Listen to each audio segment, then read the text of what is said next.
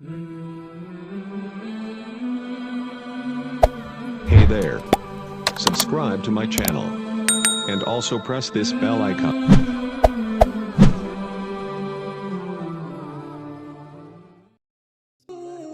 बिस्मिल्लाहिर्रहमानिर्रहीम।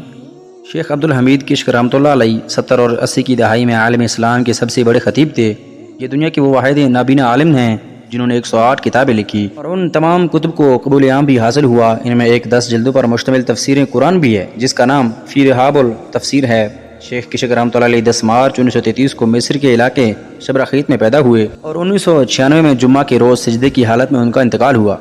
दुनिया अरब में उन्हें फारिसुल मनाबिर यानी मिंबर का शाहसवार और महामियुल हरकतुल इस्लामिया यानी इस्लामी तहरीक का वकील के लक़ब से याद किया जाता है। इन्होंने 40 बरस के दौरान 2000 तारीखी खुतबे दिए, मगर एक खुतबे में भी अरबी की एक गलती नहीं की। इन सारे खुतबों की रिकॉर्डिंग मौजूद है। शेख किश्क को कुदरत ने गोना गो सलाहियतों से नवाजा था, इसलिए मिस्र में इन्हें आलम लाहौर भी कहा जाता है।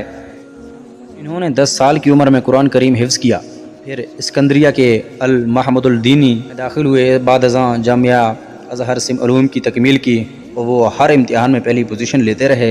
इनके बारे में मशहूर है कि जामिया अज़हर के बाद उस्ताद को सबक के दौरान कोई मुश्किल पेश आती तो शेख किश्क से लम्हों में हल किया करते। अजीब बात यह कि शेख किश्क ने इस वक्त ही मिंबर संभालना शुरू किया था जब उनकी उम्र सिर्फ 12 बरस थी। एक मरतबा वो जुम्मा करने गाँव की मस्जिद गए तो इत्फाकन उस रोज़ खतीब नहीं आया। वो शेख किश्क ने अपनी ज़िंदगी का पहला खुतबा दिया और हाज़रीन को विरता हैरत में डाल दिया। इस खुतबे को तारीखी खुतबा करार दिया जाता है, लेकिन इसके बाद उन पर आजमाइशों का सिलसिला शुरू हो गया। 13 बरस की उम्र में उनकी एक आंख की बीनाई चली गई और अगले बरस दूसरी आंख ने भी साथ छोड़ दिया। शेख किश्क इस पर तबसरा करते हुए सैयदना इब्न अब्बास रज़ियल्लाहु तआला अन्हु का ये कौल दोहराया करते, अगर हक़ तआला ने मेरी आंख की रोशनी ले ली तो क्या हुआ, मेरे दिल में बसीरत का नूर मौजूद है। जामिया अज़हर से फ़रागत के बाद वो काहिरा की कई बड़ी मसाजिद में खतीब रहे। शेख किश्क जैसे बहादुर बच्चों को बहुत माओं ने जन्म दिया। गोई में अपनी मिसाल आप थे, फिर जहद में उनका कोई सानी न था। सर मिंबर मिस्री सदर जमाल अब्दुल नासिर को खरी खरी सुनाते, जिसकी पादाश में कई बार जेल की सजाएं भी काटी, जहां उन्हें नाकाबिल बयान तशद्दुद का निशाना बनाया जाता रहा। यहाँ तक कि भूखे कुत्ते उन पर छोड़ दिए गए थे, मगर वो हक कोई से बाज न आए। 1965 से 1982 तक बेशतर अरसा वो जेल में ही रहे।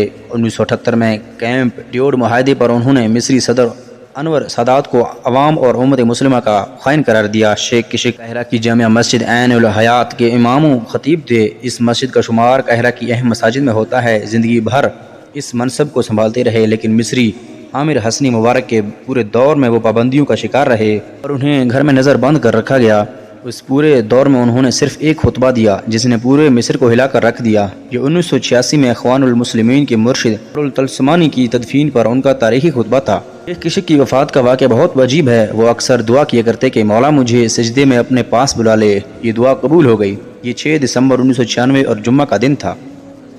जुमा से कबल अहलिया से कहा कि ख्वाब में मुझे जनाब नबी करीम सल्लल्लाहु अलैहि वसल्लम की ज़ियारत का शर्फ हासिल हुआ।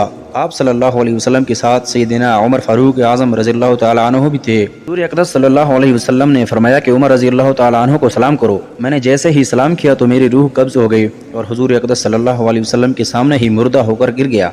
आप सल्लल्लाहु अलैहि वसल्लम ने अपने दस्ते मुबारक से मुझे गुस्ल दिया। अब ये अजीबो गरीब ख्वाब उन्होंने घर वालों को सुनाया तो अहलिया ने कहा कि हुज़ूर अक़दस सल्लल्लाहु अलैहि वसल्लम का फरमान है कि जब कोई नापसंदीदा ख्वाब देखें तो उसे किसी के सामने बयान नहीं करना चाहिए। ये सुनकर शेख ने उसे डांटा और कहा कि ये नापसंदीदा ख्वाब है कि कसम मैं तो चाहता हूँ कि हकीकत में भी ऐसा ही हो जाए। इसके बाद उन्होंने जुम्मा की तैयारी शुरू कर दी। मस्जिद जाने से कबल 2 रकात पढ़ने खड़े हो गए। पहली रकात मुकम्मल की और दूसरी रकात में एक सिजदा किया और दूसरे सिजदे से सर नहीं उठाया। घर वालों ने जाकर देखा तो रूह परवाज कर चुकी थी। इसलिए मिस्र में कहा जाता है कि आज फारिसों मात साजिदन यानी शाह सवारी की ज़िंदगी गुजारी और सिजदे में इंतकाल कर गए।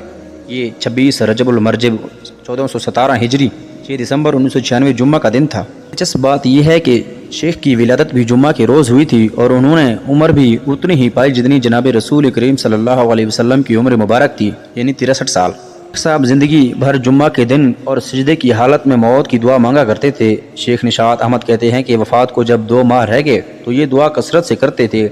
जब वक्त करीब आया तो उन्होंने अपनी रुखसती का भी यकीन हो गया। एक दिन सारे बच्चों को बुलाकर उन्हें समझाया कि मेरे इंतकाल के बाद क्या करना है। फिर छोटे बेटे अब्दुल नाम को लेकर बैठ गए और पूरा वसीयतनामा उन्हें इमला कर दिया। फिर जब एक हफ्ता रह गया तो बड़े बेटे अब्दुल सलाम को बुलाया और वसीयतनामा उन्हें सुनाया और सारी अमानतें उनके हवाले कर दी। آخری ایام میں انہیں امت مسلمہ کی بڑی فکر تھی، لیکن بڑے تعصب سے فرمایا، یعنی آنے والے شروروں فتن میں امت کا کیا بنے گا۔ یہ کلمات پھر اکثر دہراتے رہتے۔ وفات والی رات عبدالسلام کو پھر بلایا اور آخری بار پھر وصیت کی اور پوچھا کہ رسول کریم صلی اللہ علیہ وسلم کی عمر مبارک کتنی تھی۔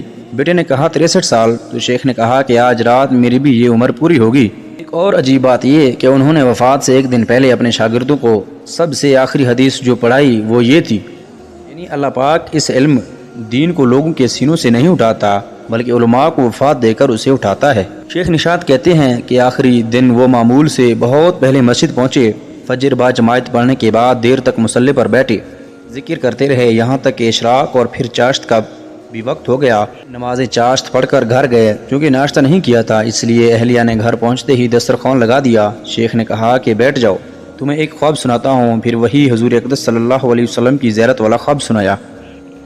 شیخ کشک رحمۃ اللہ علیہ کی وفات کے 13 سال بعد ان کے بیٹے عبدالسلام کا انتقال ہوا۔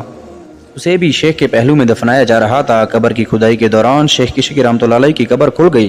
ان کے شاگرد اور مصر کے نامور عالم دین شیخ نشاط احمد قبر میں اترے۔ ان کا کہنا ہے کہ شیخ کی قبر خوشبو سے بھری ہوئی تھی اور ان کا جسم بھی بالکل صحیح سلامت اور تر و تازہ تھا، جیسے ابھی دفن کیا ہو، یہاں تک کہ کفن بھی خراب نہیں ہوا تھا۔